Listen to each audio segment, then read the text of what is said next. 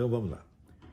Bom, é o seguinte, saiu na edição brasileira do El País uma entrevista com o senhor Teitelbaum, né, que é autor de um livro que me menciona e diz várias coisas a meu respeito. Mas antes de entrar na análise da entrevista, vamos ver quem foi a autora da entrevista. É uma senhora chamada Letícia Duarte, que esteve aqui um tempo atrás, contando que os estudos dela eram financiados pelo Winston Link. Era o dinheiro do Winston Link. O Winston Link, todo mundo sabe que é um empresário conservador brasileiro, apoiador do Bolsonaro, etc, etc. E a mulher chegou aqui com a conversa assim, com todos aqueles chavões esquerdistas, os mais grosseiros. O negócio me encheu o saco, chegou uma hora, mandei ela embora daqui, dizendo, literalmente, saia daqui, sua filha de uma puta, não volte mais e não publique uma palavra do que eu disse aqui, senão eu te processo. Ela, evidentemente, ficou com medo, não publicou nada, mas foi contar tudo para o Henri Bussetalio. Henri Bussetalio é o pseudo-escritor de uma baixeza fora do comum e se juntou com a minha filha mais velha, a Heloísa, para divulgar aquela merda de livro que ela escreveu sobre coisas da minha vida que ela não sabe, porque ela não foi criada por mim, foi criada por um casal de tios comunistas, tá certo? Depois fica se queixando que alguém abusou sexualmente dela, certo? Com certeza o tio, e que eu não fiz nada, não fiquei sabendo de porra nenhuma, fiquei sabendo agora, né? Mas ela fala mal de mim, fala mal da mãe, fala mal do tio, fala mal da avó, fala mal de todo mundo, fala mal da família inteira. Então, evidentemente, né, o seu Bussetalio acha que a opinião dela é mais confiável do que da família inteira. Quer dizer, eu tenho 8 filhos, 7 falam bem, uma fala mal, a pessoa acredita nessa aqui. A opinião dos outros não interessa, né? Também a mãe dela diz que ela é mentirosa compulsiva, mas não interessa, a mãe não conhece ela. Só ela se conhece, e assim por diante. E o Henri Bussetalio se põe a serviço desta porcaria. Vocês imaginam então qual é, vamos dizer, a estatura moral e intelectual deste vagabundo, né? E esta mulher então foi lá pedir ajuda para o Henri Bussetalio para divulgar por meio indireto algumas coisas que ela diz ter ouvido de mim, inventado, né? Muito bem. Mas chegou a oportunidade dela fazer a vingancinha. Então, a vingancinha é esta entrevista que ela fez com esse seu Benjamin Teitelbaum. Esse camarada eu encontrei 2 vezes na vida. A primeira foi na casa do Stephen Bannon, que me convidou para um jantar. Tinha várias pessoas ali, algumas que eu conhecia, outras que eu não conhecia, entre os quais estava esse Teitelbaum, que falou que estava muito interessado no pensamento tradicionalista de Guénon e Chouon e queria conversar comigo a respeito, porque ele sabia que eu tinha estudado alguma coisa, etc., e queria conversar comigo a esse respeito. E passou um tempo, ele apareceu na minha casa, conversou comigo durante um pouco mais de 1 hora, e dizendo que queria estudar a minha obra. Então eu falei, você não pode estudar a minha obra porque você não lê português, meu filho, você não tem acesso aos documentos de fonte primária. Você está falando, o que você vai pegar aí é tudo de orelhada, tudo de terceiros disseram. E o cara, apesar disso, publica um livro a respeito. Ou seja, é um vigarista, obviamente. Mas se você disser, seu Olavo, por que o senhor não escreve um livro sobre o pensamento do professor Dugin? É muito simples, eu não leio russo, eu não tenho acesso aos documentos de fonte primária.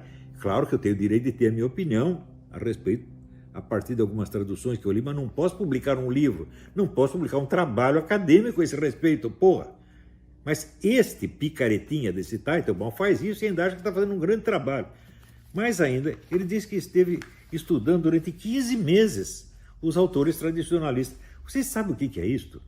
Em 15 meses você não consegue ler a obra inteira do René Guénon ou do Chouon, muito menos a do Évola, muito menos a minha obra. Se eu der 15 meses, até que 15 meses para você acompanhar, né, os 27 livros do Olavo, mais, né, 550 e tantas aulas do curso online de filosofia, mais não sei quantas mil páginas dos cursos avulsos, transcritos, está aqui as apostilas. Você acha que 15 meses dá para você estudar isso? É claro que não. Eu tenho alunos que estudam comigo há 10 anos, né? E se você disser para eles, escreva um livro sobre o Olavo, ele diz, não estou preparado ainda. O Ronald Robson se preparou durante 10 anos para fazer isso. Fez um livro brilhante, que é o Conhecimento por Presença, tá certo? Mas esse camarada, ele pega 15 meses para estudar Guénon, Chouon, Júlio Évola, Olavo de Carvalho, Bolsonaro, Trump, e fazer uma mistura de tudo isso e ainda ser entrevistado pelo El País. gente, a picaretagem chegou no nível já da demência total. Vamos ver algumas coisinhas que esse sujeito diz. Mas antes disso, eu quero lembrar um artigo que eu publiquei outro dia no Mídia Sem Máscara. Eu vou ler aqui para vocês, porque essa é a perfeita introdução para isso aqui. De todos os personagens que desde a juventude conheci nos meios jornalísticos e acadêmicos, parênteses, não só do Brasil, posso assegurar que nenhum, absolutamente nenhum, esteve jamais em busca da verdade, da realidade substantiva, do ser enquanto oposto ao não ser.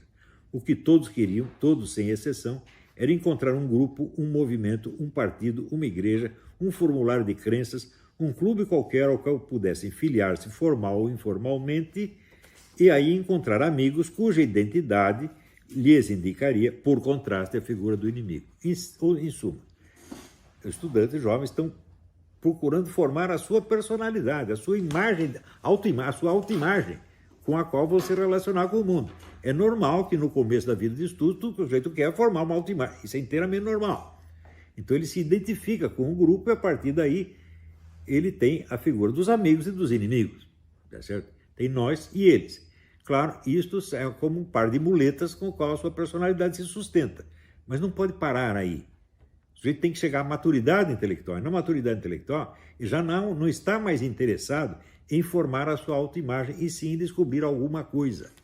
Eu me lembro claramente do dia que eu estava fazendo a barba, eu estava com 40 e tantos anos, eu olhando no espelho, eu falei, opa, eu já sei tudo a meu respeito, eu não sou mais assunto, eu não sou mais o problema, agora eu vou me dedicar a alguma coisa, coisa real, né? E foi aí que começou o meu trabalho atual. Muito bem. Todos seguiam esse caminho com total naturalidade, como se ele fosse a definição mesma da vida do intelecto e a única ocupação possível da consciência humana. Nunca lhes ocorreu outra hipótese, principalmente a de seguir o caminho inverso, isto é, a de passar por todos os clubes, partidos e facções a título de mera experiência temporária e de aprendizado, a fim de chegar algum dia, por meio de sínteses cada vez mais amplas e elaboradas, a algo que estivesse para além de todas as perspectivas parciais e, desde um plano mais alto e abrangente, pudesse dar razão do conjunto e de cada uma delas em particular. Esse outro caminho é o que define primordialmente a filosofia. O filósofo não é o sujeito que estuda a filosofia dos outros, nem que está buscando um partido ou uma igreja para ele se filiar. É alguém que tem a sua filosofia. Por isso que a filosofia é algo da maturidade. Casos de precocidade em filosofia são raríssimos e quando acontece são trágicos. Por exemplo, Schelling era um gênio precoce, só que ele fez 4 filosofias, teve que refazer 4 vezes e só chegou na maturidade com 60 anos de idade. Isso é normal no mundo filosófico. Os filósofos, em geral, são homens maduros ou velhos. Não tem jovem filósofo, né? Você vê quando apareceu os novos filósofos franceses, era tudo moleque, tinha tudo 18 anos, 19 anos. O que sobrou daquilo tudo? Nada. Então, filosofia é coisa da maturidade, porque ela é uma reflexão sobre o conhecimento adquirido. Então, primeiro, precisa adquirir o conhecimento e precisa ter a sua personalidade. Isso foi a minha carreira. Eu até, vamos dizer, a década de 80, tudo que eu fiz era experiência temporária. Eu passei pela psicanálise, passei por religião oriental, pelo hinduísmo, passei pela astrologia, passei por esoterismo, ocultismo, passei por um monte de coisa, marxismo, comunismo, passei por tudo isso. Eu era alguma dessas coisas? Claro que não. Se você dissesse, você é comunista? Não, eu estou comunista. Você é astrólogo? Não, eu estou astrólogo. E assim por diante. Eu sempre achei que era uma coisa provisória, tanto que não publiquei nenhum texto definitivo sobre nada dessas coisas, no máximo uns artiguinhos de jornal. No começo dos anos 80, publiquei alguns livrinhos que eram só para os meus alunos. Eram umas ediçõezinhas, como é que se diz? Precárias. Que não eram nem, como se diz, quase pueris, tá certo? E só a partir, vamos dizer, foi no fim da década, foi no fim da década de 80, que eu pela primeira vez comecei a publicar coisas que eram para o público em geral. Então aí eu tinha uma personalidade literária publicar. Isto eu considero a minha obra, o resto não, o resto foi aprendizado. Por exemplo, eu não vou incluir nas minhas obras artiguinhos que eu publiquei na Planeta, meu Deus do céu. Claro que não. Nem coisinhas que eu publiquei no Jornal da Tarde, etc. Tudo isso era aprendizado. Agora,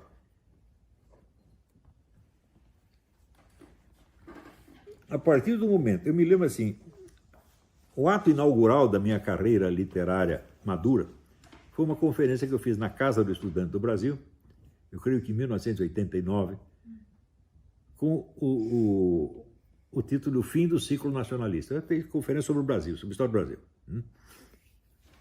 E que estava lá presente o filósofo italiano Galeffi, Romano Galeffi, e ficou muito entusiasmado com a conferência, etc, etc. Então, agora aqui, esse aqui é o Olavo que está falando. Esse era só o pré-Olavo, era o Olavo moleque, criança. Agora acabou, né? Acabou a infância, agora nós vamos trabalhar de verdade.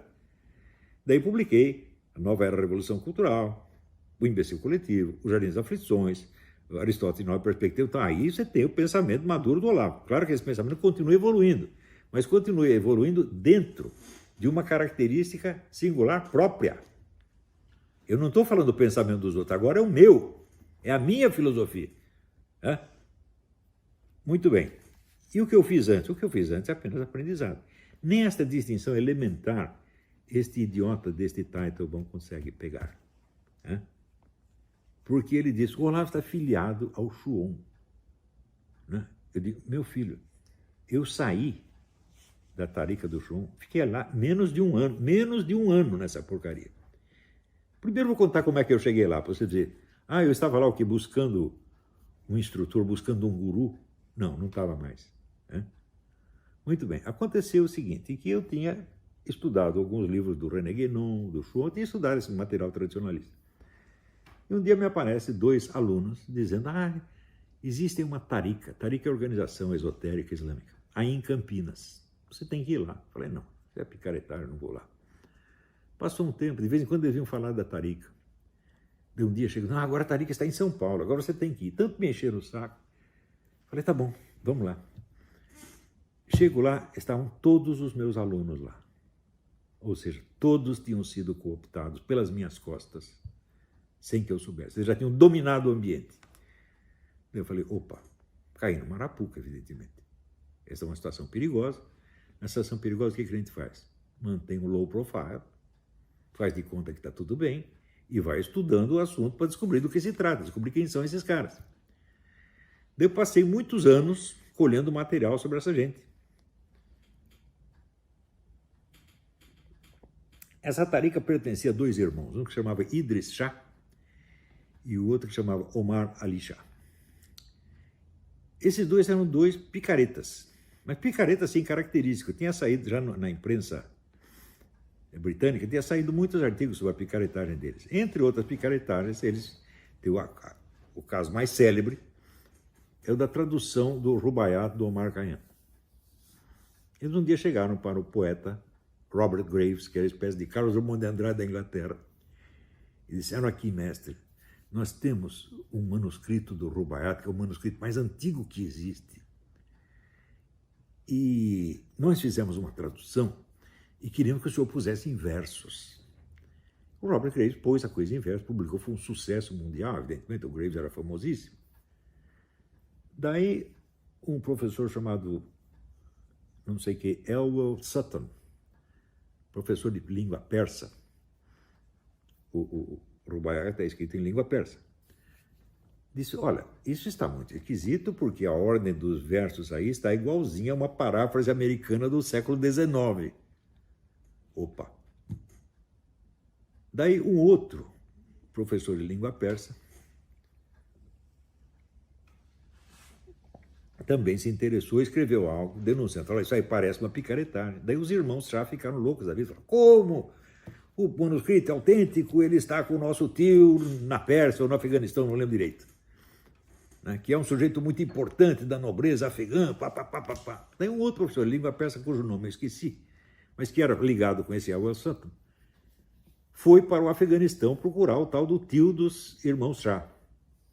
Chegou lá, você não pode dizer que ele não era alguém ligado à aristocracia, porque ele era chofer do primeiro-ministro. e procurou o tio e perguntou: é verdade que o senhor tem um manuscrito? Seu sobrinho falou que o senhor tem um manuscrito do Omar Khayyam? Resposta: manuscrito caralho, esses meus sobrinhos são 2 vigaristas. E o cara voltou para a Inglaterra, contou isso, né? E o coitado Robert Graves estava já muito velho, ele morreu sem dar o braço a torcer de que tinha sido feito de trouxa. Mas a história está incorporada na biografia oficial do Robert Graves. Ele realmente foi feito de trouxa por 2 picaretas. Então, entre outras informações, eles diziam que era uma tarica sufi. Então eu falei: bom, tem que me informar mais um pouco a respeito desse tal de sufismo. Comecei a escrever para tudo quanto era sujeito que podia ter entendido do assunto no mundo, entre os quais escrevi para esse escritor maravilhoso que se chama Marco Palles. É um grego budista, que era músico, e escreveu um livro, a Buddhist Spectrum, e outro, Pics and Lamas, livro sobre o budismo, um livro maravilhoso. O Marco Palles, embora já estivesse muito velho, foi muito gentil comigo, respondeu todas as minhas perguntas, e indicou um amigo. Ele disse: olha, esse negócio de sufismo, quem entende mais é um amigo meu que se chama Martin Lins. Martin Lins tinha sido diretor da seção de manuscritos orientais do Museu Britânico. Então, o cara, alguma coisa ele entende. E ele é membro de uma tarica. E a tarica é chefiada por tal do Fridtjof Schromm, que é um suíço, do qual vou falar daqui a pouco. Então, ele pode te ajudar a entender melhor o que é esse negócio desse tal de Idris Shah. Porque isso aí parece ser um pseudo-sufismo. Muito bem, eu entrei em contato com o Martin Lins, que também foi muito gentil, me escreveu muitas cartas, e ele disse: olha, de fato, esses caras são um pseudo-sufismo. Mas você, para entender o pseudo-sufismo, você precisa saber algo do sufismo. Então você tem que fazer um contato com alguma tarica verdadeira, para você, por contraste, saber o que é o verdadeiro e o falso. Eu falei: tá bom, isso vai me ajudar a entender o negócio? Vai. Por quê? Porque, veja, essa organização do Shah, eu fui o primeiro que saiu de lá. E saí atirando. Denunciei o negócio, houve um inquérito, a Polícia Federal foi lá, derrubou a porta, os caras tiveram um infarto, foi um horror, né? Tanto que até hoje, se ele me vê na rua, ele sai correndo, pois é o demônio, né? Então, eu falei: tá bom, então vamos fazer, aprender alguma coisa de sufismo, né? Daí, através do Martin Lins, eu contactei a tarica que era do seu Schromm, a qual era a tarica suíça. O Schromm era um pintor suíço que na juventude tinha ido para a Argélia, né? E na Argélia ele se filiou a uma tarica, ficou lá na tarica um tempo, e daí quando morreu o sheik, que era o sheik mais famoso que tinha na época, um monte de gente na tarica sonhou que o novo sheik era o Schromm. E ele ficou o sheik é o chefe da tarica, é o guru, tá certo? Daí ele voltou para a Suíça dizendo o seguinte: eu vou islamizar a Europa.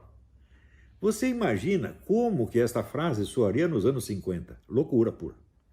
Mas hoje, se olha, ele fez ou não fez? Claro que fez. Né? Ele simplesmente dominou a intelectualidade, a alta intelectualidade europeia em vários países, subjugou a todos começaram a trabalhar para o Islã. Daqui a pouco começa a haver uma outra ocupação mais popular. Dominou a parte de cima, né? Só tinha gente importante, gente da associação médica, da academia, etc, etc, né? Intelectuais e gente rica, né?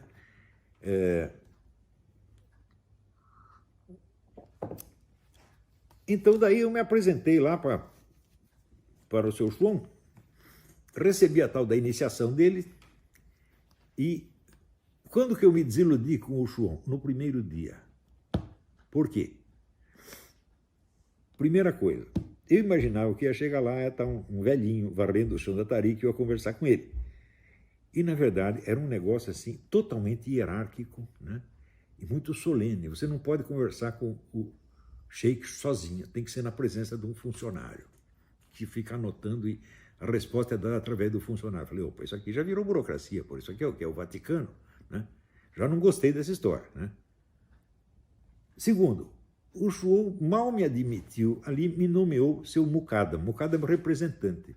Você fica sendo muqaddam para o Brasil. Eu falei: como muqaddam? Eu cheguei agora, não entendo nada do negócio, como é que eu vou ser o representante do sheik, né? Achei muito esquisito. Terceira coisa que era mais esquisita ainda, ele me nomeou mocada, mas ele passava as instruções para um outro cara. Naturalmente surge conflito, porque o cara achava que o mocada era ele e eu achava que era eu. Eu falei, isto não se faz. Né? Então, imediatamente cheguei à seguinte conclusão. Esse seu João é um homem muito inteligente, é um escritor de primeira ordem, é um bom filósofo, é um grande conhecedor de religião comparada, mas um mestre espiritual ele não é de jeito nenhum. Porque um mestre espiritual tem que conhecer a alma humana. E ele tem que ser capaz de distinguir as situações que são límpidas e que são sujas. E ele não consegue fazer isso. Né? Também depois apareceram outras coisas. Tinha lá um sujeito que, João, como bom muçulmano, era casado com 4 mulheres, tinha lá um sujeitinho chamado Mark Kozlov que estava comendo uma delas. Depois chegou um monte de fofoca desse tipo, era um tal de comer a mulher dos outros. Eu falei, já estou com o saco cheio desta merda. Né? Então, daí, por outros episódios que também não vêm ao caso, eu acabei, né, escrevendo umas cartas mal criadas para o sheik, coisa que não se faz. Segundo a tradição islâmica, o discípulo está nas mãos do sheik, como o cadáver está na mão do lavador de cadáver, porque no Islã, para enterrar o cara, você tem que lavar o corpo dele primeiro. Então você está numa passividade total, você tem que obedecer o sheik em tudo. Né? Então eu fui o primeiro discípulo que escreveu a carta mal criada, gozando da cara do sheik. O sheik, evidentemente, me pôs para fora, o que foi excelente. Por quê? Porque de uma tarica não se sai. Você só é posto para fora. Ou é posto para fora, você tem que ficar lá a vida inteira. Então, eu, sem querer, eu me livrei daquele pepino. Em seguida, o pessoal da tarica inventou processo judicial contra mim. Mais tarde eu soube, através do livro da Marie-France Jamme, que se chama Esoterismo e Ocultismo em torno de René Guénon, que o assédio judicial era a arma característica dessa tarica contra os caras que eles não gostavam. Né? Tem casos trágicos ali de processos que eles moveram. Então eles moveram um processo falso contra mim. Me acusaram de pegar um dinheiro ilegalmente. Eu, felizmente, eu tenho a mania de guardar papel. Então eu tinha provas materiais de que a coisa era mentira. Mas eles apresentaram 8 testemunhas falsas. Você sabe o que é? Uma organização espiritual dedicada à busca, né, da suprema verdade, à busca da espiritualidade. Apareceu 8 mentirosos para fazer testemunho falso contra um cara que eles conheciam, que tinha sido amigo deles. Ou seja, isso era a tarica do João. Isso era um puteiro. Hã? Eu me afastei desta merda. Foi em 86, por aí 86, 87 no máximo. Quer dizer, eu ia fazer 30 e tantos anos. No mínimo 33 anos. E vem este filho de uma puta deste cara dizer que eu sou um membro disto aí. O que você acha? Agora vem esta vagabunda para entrevistar este cara, cuja autoridade são 15 meses de pesquisas. Meu filho, quantos anos você precisa de estudo para você conhecer uma escola de pensamento? Não é a obra de um filósofo, é uma escola inteira de pensamento. Hã? Ou seja, ele não sabe nada. E ele ainda diz o seguinte, né? Eu acho que ele, Olavo, ficou um pouco envergonhado de eu expor a ligação dele com a tarica do João, porque isso contradiz a imagem que ele projeta hoje de um cristão zeloso. Hã? O problema do João não é que ele contradiz a minha imagem de cristão zeloso, é que o João é um filho da puta. O João tentou me pôr na cadeia por um treco que eu não fiz. Esse processo comeu 6 anos da minha vida. Ainda deu um azar desgraçado, porque o primeiro advogado que eu contratei, ele teve uma crise de loucura, ficou bravo com 2 testemunhas minhas, uma das quais depois eu casei com ela, que era a Roxane, né? E puxou o revólver contra ela, saíram correndo, evidentemente, apavoradas as duas. Daí eu cheguei para o juiz e falei, meu advogado pirou, só me dá um tempo aí que eu preciso trocar de advogado. Daí era o meu segundo advogado, que era o Mário Simas, que era advogado da arquidiocese. Era boa pessoa, eu gostava dele, embora fosse esquerdista. Né? Não era muito esquerdista, mais ou menos. Mas o Mário Simas estava em tudo muito bem, de repente ele tem um infarto. Ele se acostumou quando tem um infarto, ele durante 6 meses fica idiota. Eu falei, pô, tem que arrumar outro advogado. Eu falei, bom, eu estava com o advogado da arquidiocese, não sei, eu vou lá para o outro lado. Arrumei o Mário Saad, que era advogado do Esquadrão da Morte. Né? E era também um homem muito inteligente, muito talentoso, e estava indo tudo bem. Daí O que acontece? O Mário Sade tem um infarto e morre. Quer dizer, isso era uma macumba, uma urucubaca do outro mundo, né? Daí o genro dele, que se chama Dr. Marcos Alexander, que era um judeu, né? O Saad era turco, né?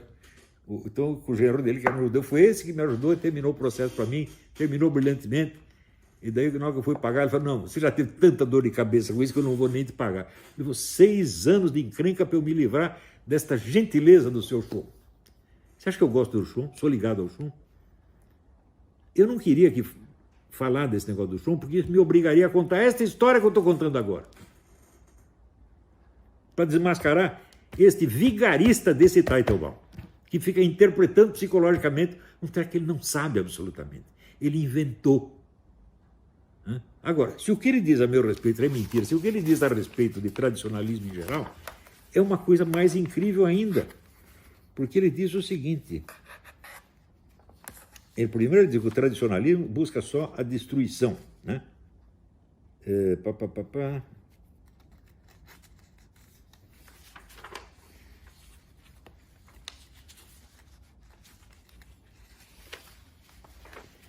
diz aqui, o tradicionalismo é antiprogressista num nível que raramente vemos. Muitas pessoas costumam chamar a si mesmo de conservadoras, mas quase todo mundo no campo conservador é basicamente progressista no mundo ocidental.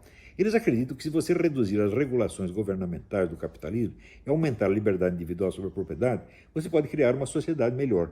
Eles não são nostálgicos. O tradicionalismo vai na direção diametralmente oposta. Eles não acreditam que é possível mudar ou melhorar a história. Acho que é preciso desfazer todo. Escuta, peraí, você já viu quantos artigos eu escrevi defendendo a liberdade de mercado?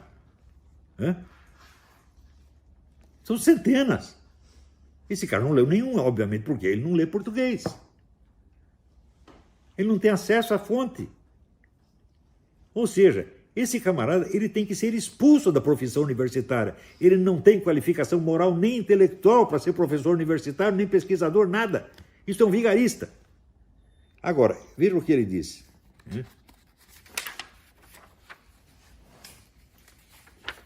O Olavo, eu mandei o meu capítulo para ele, e ele me chamou de mentiroso, mas não me respondeu nada. Eu digo, como não respondi nada? A minha resposta foi essa, você é um mentiroso filho da puta. Eu li o capítulo. E esse foi o meu parecer. Quer dizer, isso não é resposta? Você queria que eu tratasse seriamente você, ou ter uma discussão intelectual com um vigarista? Eu não me rebaixo a esse ponto. Agora, a coisa incrível que ele diz o seguinte, é que o tradicionalismo quer impor a dominação ariana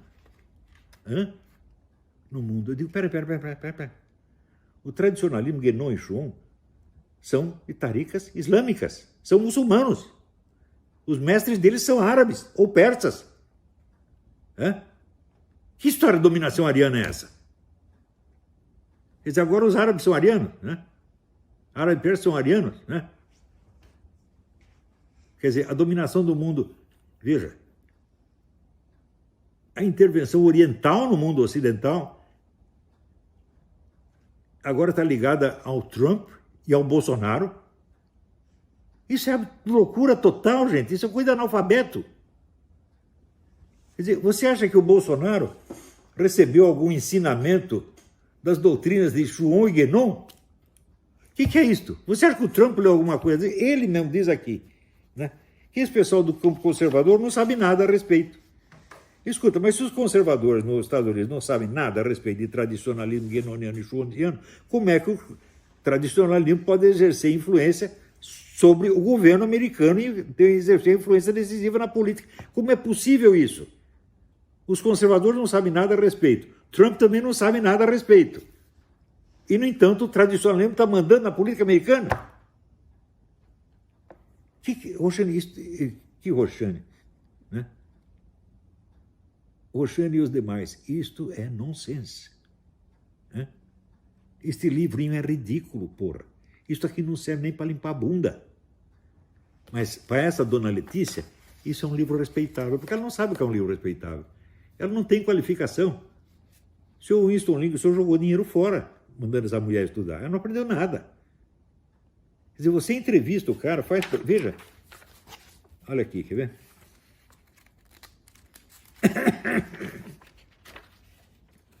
Ela disse, o Olavo, numa entrevista, disse que ele não tem nenhuma proposta positiva para a sociedade, que ele se limita ao papel crítico. Isso aí não tem algo a ver com esta coisa puramente destrutiva do pensamento tradicionalista? Não, seu idiota. Isto é Hegel. Chama-se o trabalho do negativo. Isto é Hegel, eu aprendi isso com Hegel e Marx. Nunca ouvi nenhum tradicionalista falar de trabalho do negativo. Ao contrário, o tradicionalismo está ligado a dogmas positivos das grandes religiões. Você acha que todo o sistema islâmico, com toda a sua jurisprudência, direito, teologia, é só crítica negativa? Não propõe, o Islã não propõe nada. O catolicismo também não propõe nada. Quanto ao Guénon, eu escrevi um artigo dizendo o seguinte: o segredo do Guénon na juventude assinava os artigos com o pseudônimo de Esfinge, quer dizer, decifra-me ou devora-te. Quase todo mundo que lê o René Guénon ou odeia e sai correndo, ou cai na conversa e vira guénoniano. Falei, bom, não vou fazer nenhuma coisa nem outra, eu vou com toda a paciência, vou ler. Então, um dia eu chego a entender. Aproveito as coisas positivas, jogo outras fora, fiz várias críticas que eu acredito serem devastadoras, sobretudo a metafísica do Guénon. Eu escrevi uma coisa há muito tempo, eu estava até, né, o Henrique está aqui presente, assistiu minha aula no Rio de Janeiro. Que ano foi isso? Foi mais de 20 anos, 30 anos atrás, que eu terminei a aula e falei, hoje fiz meu acerto de contas com o Guénon. Eu lembro o que era, né? Onde ele dizia o seguinte, que no mundo do espírito, né, existem as possibilidades de manifestação, as impossibilidades de manifestação e as possibilidades de não manifestação. Eu digo, peraí, a possibilidade de não manifestação ou é uma possibilidade de manifestação que não se manifestou, ou é uma impossibilidade de manifestação. Uma terceira coisa não existe. Do que você está falando? Isso não faz o menor sentido, né? E assim por diante, né? Também lembra-se a análise que ele faz da tradição chinesa e diz lá, a China jamais será bolchevique. Fala, pô, opa, peraí, rapaz, pô, você nunca esteve na China, está falando de coisa que não sabe. Eu também não estive lá, mas eu sei que a China é bolchevique, porra. Eu sei que aquilo que você disse que jamais poderia acontecer, segundo as pretensas leis ciclos históricos, não poderia acontecer, aconteceu. Daí ele diz aqui também que esses tradicionalistas acreditam no ciclo histórico que está no fim. Bicho, o que eu já fiz de crítica a toda a teoria dos ciclos, eu não acredito em nenhuma teoria dos ciclos. Não há ciclos históricos no sentido substantivo da coisa. Você tem aparências de ciclos. Você tem uma coisa que parece estar seguindo um ciclo aqui, ao mesmo tempo você tem uma outra que está seguindo um ciclo contrário. Você não pode pegar uma época e situá-la dentro do ciclo. Não é possível fazer isto. Toda a teoria do ciclo leva a contradições. Ela é um bom instrumento, como é que se diz? Uma boa figura de linguagem. Mas não passa disso, não é uma teoria que tenha validade objetiva. Falei isso milhões de vezes. Agora veio o cara me botar aqui no negócio da teoria do ciclo. Pelo amor de Deus. Ele, de fato, não conhece o meu pensamento, não conhece nada. Inventou tudo. Agora, eu fico muito espantado porque eu pensei que o Bannon fosse um cara inteligente. Como é que ele me convida para ir na casa dele e me apresenta para um cara que é, obviamente, o inimigo dele, né? Que escreveu um livro contra ele, classificando ele... Eu não sei se o Bannon é tradicionalista ou não. Eu pouco sei do pensamento do Bannon. Eu me lembro do Bannon, eu lembro de uma coisa. Ele queria que eu o apresentasse ao Dugin. E eu disse, não vai dar porque o Dugin não gosta de mim. Né? A coisa mais simples do mundo. Todo mundo sabe que o Dugin, né, se pudesse, né, me jogava dentro do poço. Não é isso? Como muitas pessoas que tiveram debate comigo, né? Daí vão para casa chorando e batendo o pezinho, falando, tomara que morra, tomara que morra, tomara que morra. Todos eles, né? O Dugin é a mesma coisa. Agora, então, eu não sei por que ele queria ser apresentado ao Dugin, não sei que planos ele tinha. Já falei, eu não tenho a menor ideia do pensamento político do Bannon. Eu me afastei dos assuntos americanos no 3º ano da minha permanência aqui. porque eu comecei a raciocinar, eu estou aqui como hóspede nesse país. Não é bonito eu ficar dando palpite na política local. Deixa eles cuidar do país deles, eu vou cuidar do meu. Então, tudo que eu fiz nos Estados Unidos foi pensando no Brasil. Eu só trabalhei para o Brasil. E, inclusive, parei no começo dei muita conferência no Hudson Institute, várias organizações conservadoras aqui. Larguei tudo. Desapareci. Inclusive, parei até de escrevi umas cartinhas para o Joseph Farah, para o David Horowitz. Até as cartinhas eu parei. Não fui nem mais no... Como é que chama aquele encontro anual dos conservadores? É o CIPAC. Nem no CIPAC fui mais. Eu vou cuidar do Brasil, porra. E deixa os americanos cuidar da vida deles. Então, o que é que eu tenho a ver com a política do Bannon? Absolutamente nada. Eu encontrei o cara 3 vezes. Uma vez ele veio aqui, apareceu de repente, nem sabia como que ele veio parar aqui, me convidou para jantar na casa dele, e depois, a terceira vez, nos encontramos lá no hotel do Trump, onde estavam passando o meu filme, O Jardim das Aflições, e ele foi muito gentil, fez uma apresentação do filme. Isso é tudo que eu sei dele, gente. Agora, este cara aqui, ele pega, assim, palavras que os dois usaram e cria uma ligação ideológica, uma ligação organizacional atrás, porra. Quer dizer, eu e o Bannon somos os gurus do Trump. O que é isso? Isso é loucura, pueril, gente. Isso que esse cara faz é inadmissível na vida intelectual. Esse cara não é um intelectual, é um vigarista mesmo. E o que eu respondi, vamos dizer, quando ele me mandou o capítulo, eu respondi sim. Você é um mentiroso filho da puta. E repito, esta foi a minha opinião na época e é a minha opinião até hoje. E se essa mulherzinha quis te usar como instrumento de vingança, você também foi feito de palhaço de novo, porque essa sua entrevista só fala mal de você, rapaz. Mas, quer dizer, o cara não acerta uma. Agora, tem uma coisa aqui, o seguinte... Ele distingue o tradicionalismo do fascismo, o que em parte é verdade e em parte não é. Porque ele diz que o fascismo é futurista, modernista, isso é verdade. Mas isto é a totalidade do fascismo? Não, esse é um dos aspectos do fascismo. O fascismo tem o aspecto futurista, modernista, tem o aspecto contrário. Você leia os livros do Zev Stern, que é o historiador israelense, que é um dos maiores conhecedores desse assunto, e ele vai dizer, quer dizer, que a raiz do fascismo é a total oposição ao iluminismo. Então o fascismo aparece aí como uma filosofia passadista, que é o retorno a uma situação hierárquica anterior. Isso faz parte do discurso fascista. Agora, eu sei distinguir o que é o discurso ideológico e o que é a política substantiva. Eu sei que não dá para você conhecer um movimento político só pelo seu discurso ideológico. O sujeito pode estar usando um discurso ideológico e, na prática, fazer o contrário. Eu vou te dar um exemplo. O Ronald Reagan passou a vida falando contra o investimento estatal. Mas quando ele chegou a presidente, ele precisava dar um jeito na União Soviética, e o único jeito que podia dar na União Soviética era aumentar o investimento estatal em armas, de maneira que a União Soviética não pudesse acompanhá-lo. E isso ferrou com a União Soviética. Então, ele fez o contrário do que o discurso ideológico dele prometia. Porque discurso ideológico é um negócio genérico. Ele não diz respeito a uma situação concreta. Então, o fascismo tem essas contradições. O seu discurso ideológico é a sua política, meu Deus do céu. Assim como o comunismo também teve.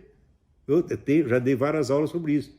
O comunismo é contra ou a favor do nacionalismo? Ele, às vezes, é contra, às vezes, a favor, conforme a situação. Mas ele diz aqui, o fascismo é futurista, o tradicionalismo é passadista.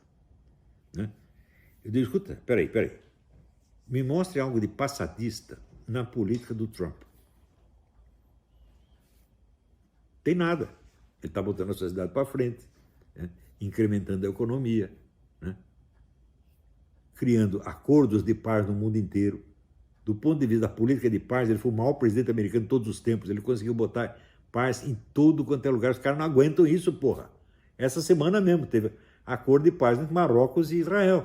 Quem conseguiu fazer isso? Ninguém conseguiu, e ninguém quis, mas o Trump quis. Né? Quem é o cara que fez políticas que mais favoreceram, né, os trabalhadores estrangeiros, os latinos e os negros? O Trump. A situação de todos eles melhorou. Quer dizer, como é que isso é passadista? Isso não é progressista? Claro que é progressista. Então, esses conceitos de progressista, conservador, liberal, você tem que usar tudo isso assim, com muito cuidado. Porque, claro, que esses conceitos não são vazios, assim como o conceito de comunista não é um conceito vazio, mas você tem que usar de maneira dialética. Sabe o que é dialética? Esse cara não sabe. Essa mulher também não sabe.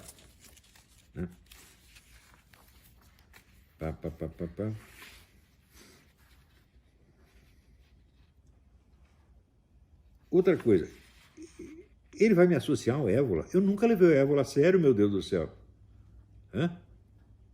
Mas nunca. Sabe que o Évola escreveu um livro bom, que é A Tradição Hermética, um livro excelente sobre alquimia. O resto, o pensamento político desse Évola é ridículo, porra. O cara queria, sim, programa do Évola, fechar a Igreja Católica e restaurar o Império Romano. O cara doido não era? Claro que era doido. Era um doido de talento, claro, ele era um pintor, um poeta, né? Escrevia bem, tá certo? Mas era maluco.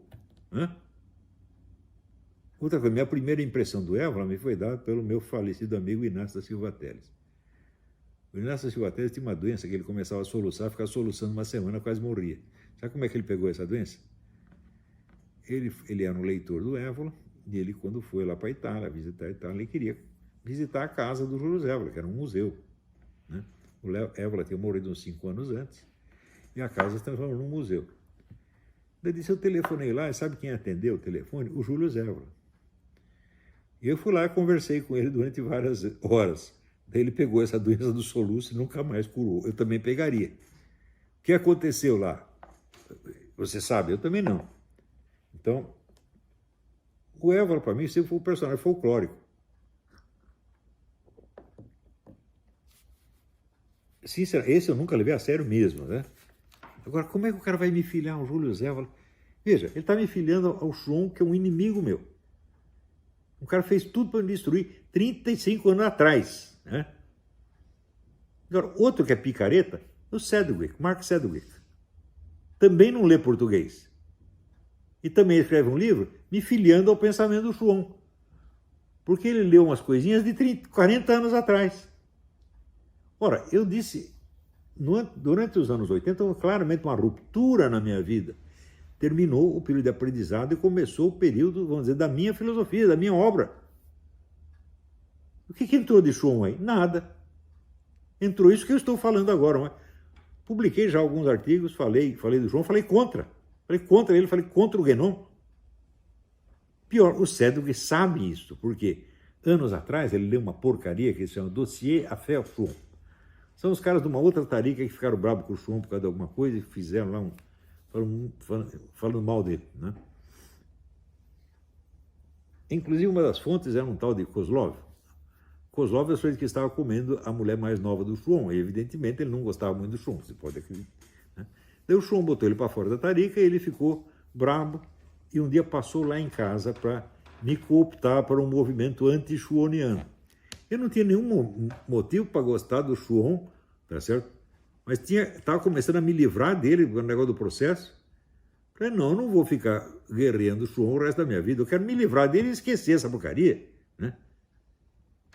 E esse Kozlov, ele depois de sair da tarica do Schwann, ele virou comunista.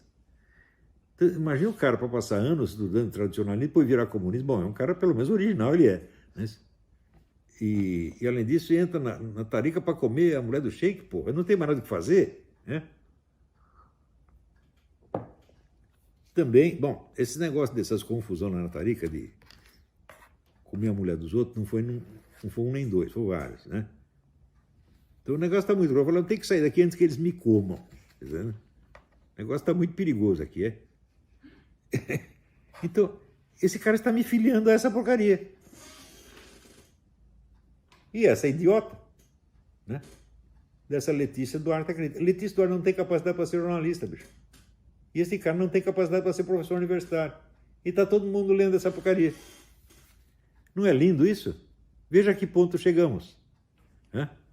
Agora, eu estou fazendo essa gravação, eu vou colocá-la em circulação na internet e vou solicitar ao El País o direito de resposta. Você vai publicar uma respostinha minha com o link deste vídeo que eu estou fazendo agora. Pode ser que eu faça mais outros, não é isso? Então, você veja, eu fui parar no show, não fui em busca de ensinamento espiritual. Eu fui lá porque me disseram que isso ia me ajudar a me livrar da turma do chá. Ora, eu mencionei o Richard Williams, mas não contei a história inteira, né? Então, conheci o Martin Lins em Lima, Peru. Então, episódio interessantíssimo. Era um congresso de religiões comparadas. Então, tinha lá um cara judeu, um cara da igreja ortodoxa, um cara budista, papapá, papapá, papapá. E daí o Martin Lins me convidou, você não quer assistir uma reunião da nossa tarika? Tem um rito da nossa tarika? Tarika islâmica, evidentemente. Eu falei, eu quero ver. Fui lá na hora. Quando cheguei na hora, estavam todos os conferencistas, o judeu, o ortodoxo, o budista, tudo vestido de árabe, fazendo ritos árabes da tarika. Eram todos membros da tarika. E a diversidade do congresso era tudo fake. Era uma operação de domínio psicológico. Você finge um debate, mas tem a unidade por trás. Essa foi a primeira impressão que eu tive da Tarika do Shum. A segunda foi aquela de chegar lá e ver que é uma organização burocrática. A terceira foi a fofoca que o Shum armou entre eu e outras pessoas. A quarta foi esse Kozlov que estava lá comendo a mulher do sheik. Você quer que eu goste dessa porcaria? Eu não sou um cara moralista, você está entendendo? Mas, se eu monto aqui uma organização espiritual para dar instrução religiosa, eu não vou comer a mulher de ninguém, porra. Nem vou deixar que comam a minha, né? E você quer fazer putaria? Tá bom, então você cria um bar, né? Abre logo um puteiro, não uma organização religiosa, né? Agora, quando voltei para São Paulo, liguei para o Richard Williams e disse, olha, eu sou amigo do Martin Lins, ele disse que você sabe dessa história do Shum, do chá e de chá. E daí ele disse, você não vai aguentar pagar a conta desse telefonema, então eu vou escrever uma carta para você. Me mandou uma carta de 70 páginas que eu ainda tenho aqui. A carta conta coisas que esses chá faziam, que era um negócio assombroso. Inclusive o próprio Richard Williams recebendo esta instrução dele, você vai para Paris e monta um grupo sufi. Ele diz, mas eu não entendo nada de sufismo. Resposta do Ide Shah, mas como é que eles vão saber? O negócio era assim, pô. E o pessoal do chá, toda hora eles perguntavam, você conhece alguém importante? Eles queriam trazer pessoas importantes para dentro da Tarika. E você sabe que quase eu fiz isso. Depois eu falei, olha, mas eu sou idiota mesmo. Eles estavam tendo um encontro lá num hotel, não sei o quê, e eu estava lá, e apareceu o jornalista Paulo Patara. Eu convidei o Paulo Patara para lá assistir, infelizmente ele não podia, senão eles podiam ter pegado o Paulo Patara também e fazer ele de idiota, tomar o dinheiro dele, pô. Né? Agora, o Richard Williams era o desenhista da Pantera Cor-de-Rosa, era um homem milionário, show. Tomaram todo o dinheiro dele, tudo. No fim ele conseguiu recuperar 1/3 do dinheiro, mediante um acordo judicial de não processá-los. Eram esses os caras, pô.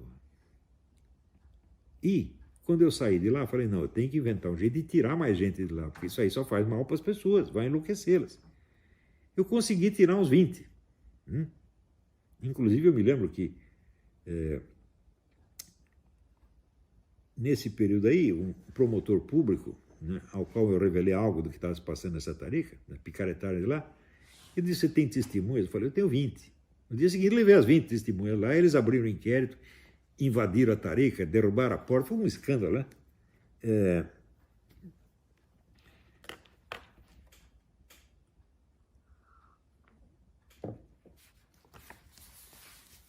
Então, tinha, na carta do Richard Williams, tinha vários detalhes desse tipo, era só picaretária. E eu falei, bom, eu quero entender direito a coisa para eu poder tirar mais gente de lá. Se eu puder fazer, eu estou fazendo bem para eles, né? E eu comecei a estudar esse negócio, então comecei a me inscrever na Associação Internacional de Estudo de Seitas, escrevi para tudo quanto era estudioso da área, e falei, eu vou escrever um livro. Né? O livro ia se chamar Os Arautos do Anticristo. Eu não aguentei escrever o livro, porque era tanta sacanagem, tanta maldade, começou a me fazer mal, era tanta mentira. Eu não aguentei. A decisão de não escrever o livro veio no dia seguinte, que apareceu para mim um estudo sobre a seita Meninos de Deus, ou também chamado Love Family, em que aparecia o fundador da coisa chamada David não sei o quê, ensinando os seus discípulos a fazer sexo com as suas crianças a partir de 4 anos de idade. Eu estava assistindo isso junto com um promotor público. O promotor público está acostumado a lidar com crime. Ele não aguentou, ele vomitou. Tem outros detalhes também que eu não vou nem contar. Eu falei, eu não vou aguentar escrever esse livro. Daqui 20 anos eu escrevo. Guardei o material, mas eu não acredito que eu vá ter força para escrever isso nunca. Quer dizer, esse pessoal do Shah e do Shuon, o Shuon não era vigarista com dinheiro. O negócio dele era vigarice espiritual e a tentativa de criar uma espécie de supra-igreja universal, que realizasse o plano de quem? Do Guénon. Para você ter ideia de até que ponto o Guénon era muçulmano, ele na década de 20 ele escreveu, o Ocidente só tem 3 saídas. Ou ele cai na barbárie de vez, ou ele é ocupado pelo Islã, até mesmo militarmente, ou ele restaura a Igreja Católica sob orientação de mestres muçulmanos. Ou seja, ou o Islã ou a barbárie. Então a solução dele era o Islã dominar o Ocidente. Hoje já está quase dominando, gente. Quer dizer, o plano do Shuon, do Guénon, colocado em prática. Agora, você imagina que isso é a orientação do Trump? Não, isso parece muito mais com a orientação do Obama, porque o Obama era pró-islâmico. E o Trump é contra. O que isto tem? O que este plano islâmico, que, contei já, quando voltou da Argélia, o Shuon disse, eu vou islamizar a Europa. Parecia loucura na época, hoje está quase islamizado. O que isso tem a ver com a política americana, meu Deus? Que interesse tem a política americana na promoção, vamos dizer, do Império Islâmico Mundial? É para isso que Shuon e Guénon trabalhavam. Esse idiota não sabe. Ele não sabe nada a respeito. Porque ele pesquisou 15 meses. Está brincando comigo, rapaz?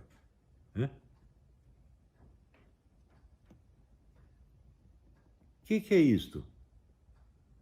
Então, gente, esse é o ponto que chegamos. Então, esse país vai ter que publicar este vídeo aqui. Eu não vou escrever. Se eu fosse escrever tudo que eu disse aqui, daria 40, 50 páginas. Não tenho tempo para isso. Não quero ficar me dedicando a essa porcaria semanas. Dou essa explicação, acabou. Não quero mais pensar nesse assunto. Já me deu no saco, tá entendendo?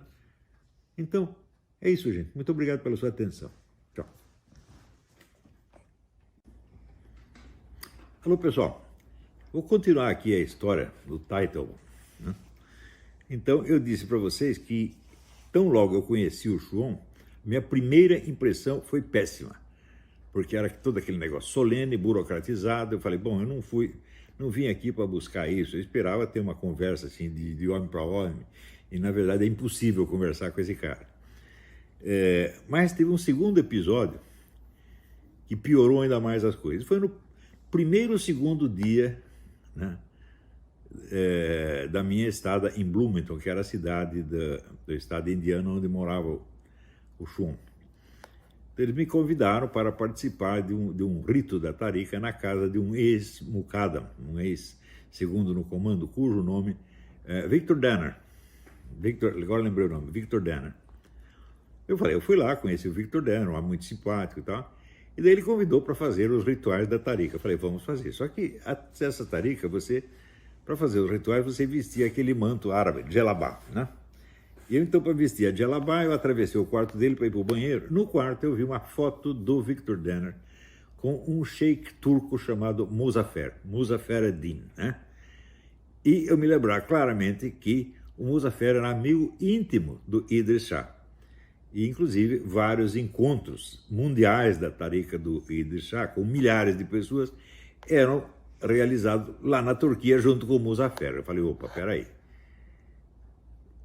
Eu vim aqui para pedir a ajuda do cara da Tariqa supostamente verdadeira contra uma organização criminosa que os caras montaram sob vestes de uma Tariqa. E daí vejo, as duas Tariqas estão ligadas intimamente, fala, tem um treco errado aí. Tá certo? Então, além de perder imediatamente a confiança no Shuon, eu fiquei mais desconfiado ainda por causa dessa ligação. Para piorar ainda as coisas, em São Paulo estava correndo um inquérito policial contra a turma do Idris Shah, por causa de várias atividades criminosas. Uma delas era a seguinte: quando realizava esses encontros lá na Turquia com o Muzaffer, eles davam para cada um dos discípulos, iam 1.000, 2.000 discípulos assim, eles davam para cada um tapete turco. Eles diziam o seguinte: quando você chegar em São Paulo, entregue esse tapete em tal lugar. Então o sujeito atravessava, viajava com o tapete, dizendo que comprou para si mesmo, chegava em São Paulo, entregava o tapete no tal lugar e virava uma loja de tapetes, quer dizer, uma atividade de contrabando, evidentemente. Né? Então, a Tariqa estava ligada a várias atividades francamente criminais, né? Além de ser, vamos dizer, um falso ensinamento espiritual, quer dizer, aí já era uma trapaça espiritual mesmo, né?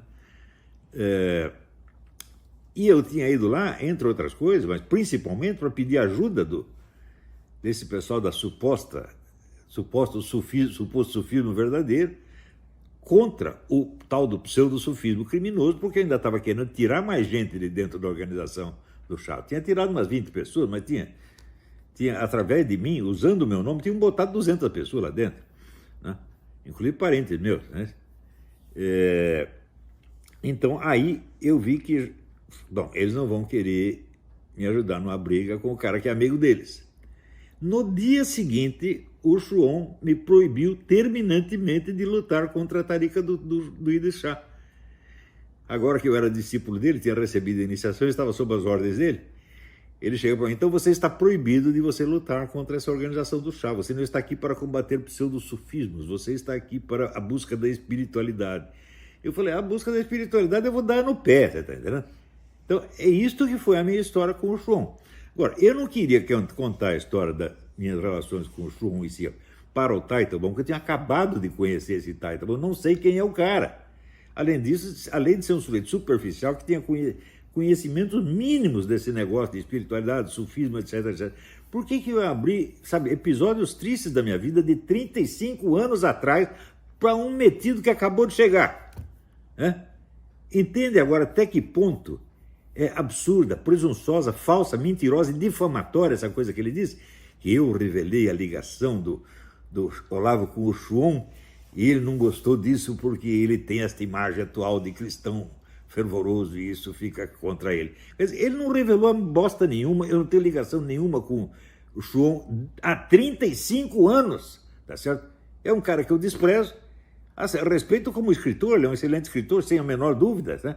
E claro que é um homem de muita cultura, mas nunca o reconheci como mestre espiritual, nunca, intimamente, nunca fui discípulo dele. Entrei na porcaria da Tariqa porque tinham prometido me ajudar numa coisa que, tão logo entrei, na hora que viram que tinha agora domínio da minha pessoa, por causa da iniciação, que vincula você ao sheik, me proibiram de entrar na luta na qual eu estava metido até a goela, porque estava tendo a inquérito contra o Idris Shah em São Paulo.